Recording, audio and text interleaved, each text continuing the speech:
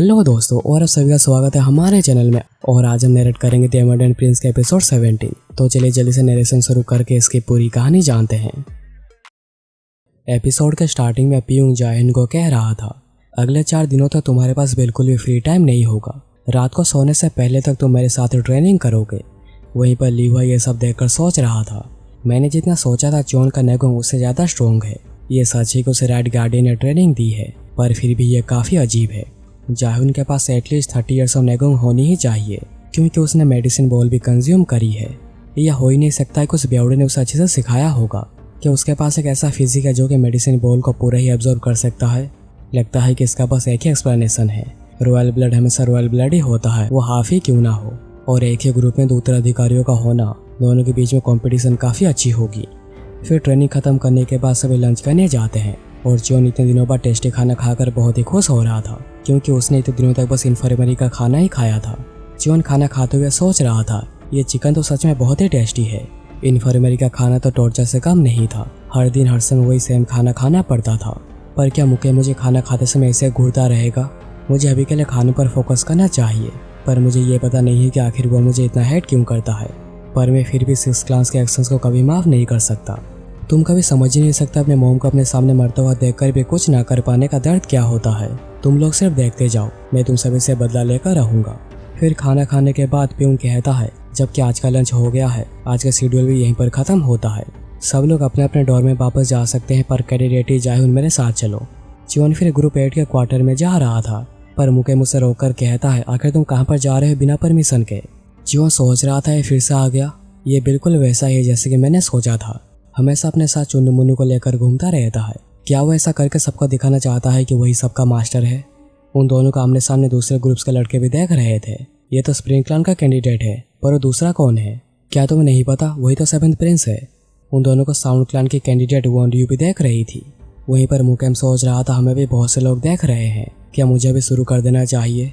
मुकेम फिर कहना शुरू करता है, हे गंदे खून, अब तक तो इन्फर्मरी में समय बिताना बहुत ही आसान रहा होगा ना? ऐसे क्या देख रहे हो? क्या तुम्हें गुस्सा आ रहा है? चियोन कहता है, क्या तुम लॉर्ड को इंसल्ट नहीं कर रहे?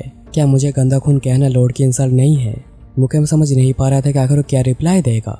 चियोन कहता है, क्या तुम इतने ऊपर आ चुके हो कि तुम लॉर्ड की इंसल्ट कर रहे हो, जो कि हमारे लिए भगवान के समान होते हैं? मुकेम गुस्से में सोच रहा था, मैं उसे सबके सामने पीट कर बदनाम करना चाहता था, पर अभी मेरा ही बदनाम हो रहा है। वॉन्ड्यू सोच रही थी, साथ स्प्रिंग क्लान के लोग हमेशा मूर्ख होते हैं। वहाँ पर हम क्यूंगोन को भी देखते हैं, जो कि उन दोनों को देखकर सोच रहा था, आखिर वो दोनों छोटी सी चीज़ को लेकर फालतू का हंगामा क्यों कर रहे हैं। यहाँ पर मुकेम गुस्से में चियोन को मारने जाता है और कहता है, बास्टर्ड, तुम्हारी हिम्मत कैसे हुई ये सब कहने की? पर चियोन उल्टा ही उसे एक पंच मारता है और कहता है, हाँ तुम क्या कहना चाह रहे थे?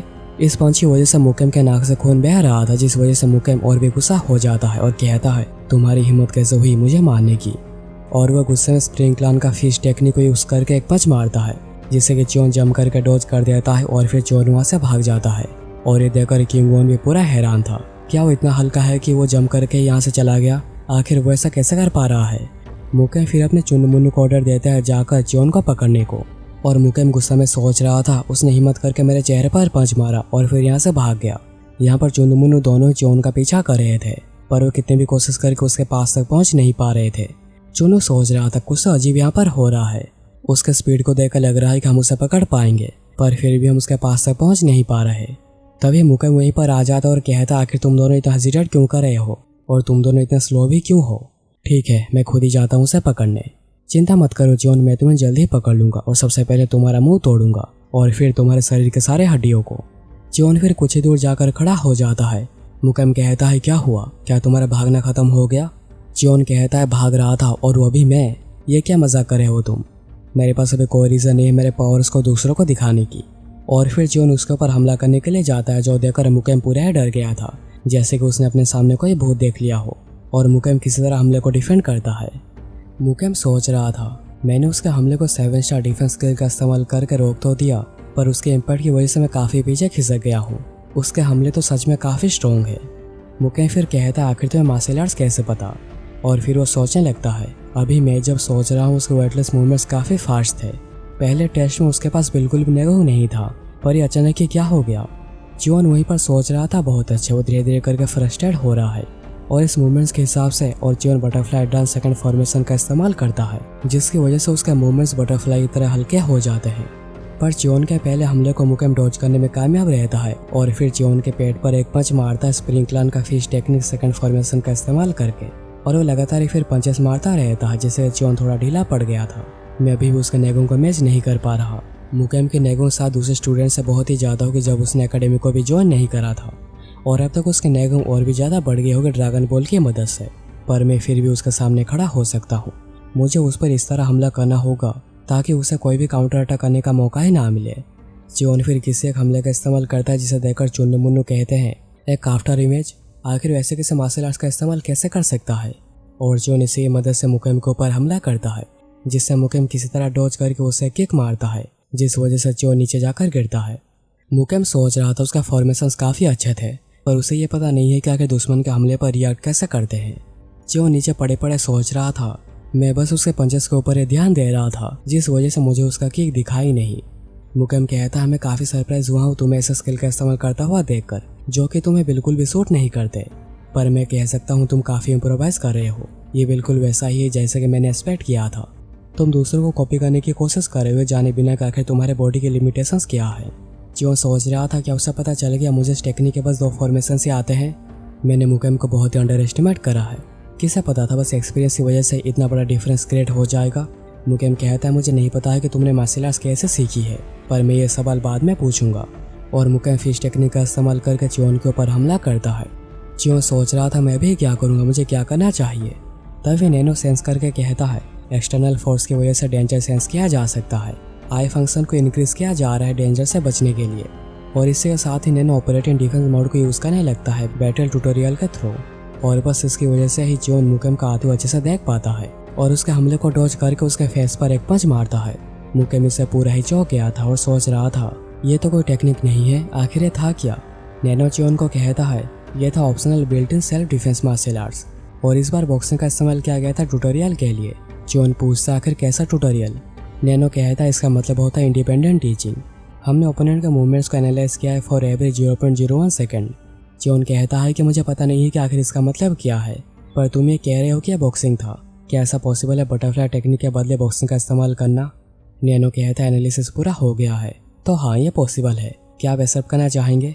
और चियोन हाँ कहता है। मुकेम कहता है, आखिर तुमने क्या फिश टेक्निक को सीखी? लगता है अभी भी बहुत कुछ है जो कि तुम छुपा रहे हो, पर ये और काम नहीं करेगा।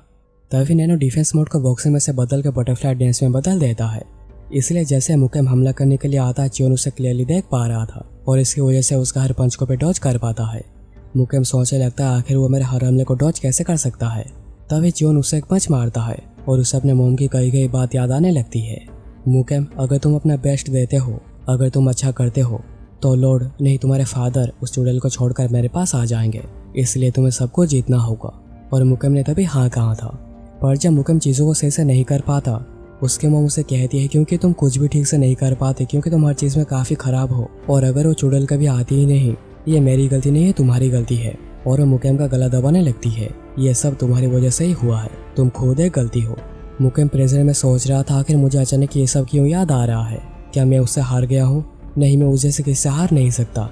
और वो गुस्से में हमला करने के लिए जाता तो है, पर चियोन उसे सर पकड़कर उसे नीचे पटक देता है। मुकेम गुस्से में कह रहा था, तुम्हारे अंदर का ये गंदा खून ही तुम्हारे ऊपर ये सब लाया है और तुम इससे कभी बच नहीं पाओगे। और एपिसोड यहीं खत्म हो जाती है। तो दोस्तों ये था आज का एपिसोड। कमेंट करके बताओ कि तुम्हें मेरा नरेशन और ये एपिसोड कैसा लगा। अगर तुम्हें मेरे एफर्ट्स पसंद आए तो वीडियो को लाइक कर देना, और अगर ऐसे एपिसोड्स को मिस करना नहीं चाहते ताकि चैनल को सब्सक्राइब करके बेल आइकन कॉल पे सेट कर देना, ताकि नोटिफिकेशन तुम्हारे फ़ोन में दस्तक दे पाए। तो चलो मिलते हैं अगले एपिसोड में, तब तक के लिए बाय।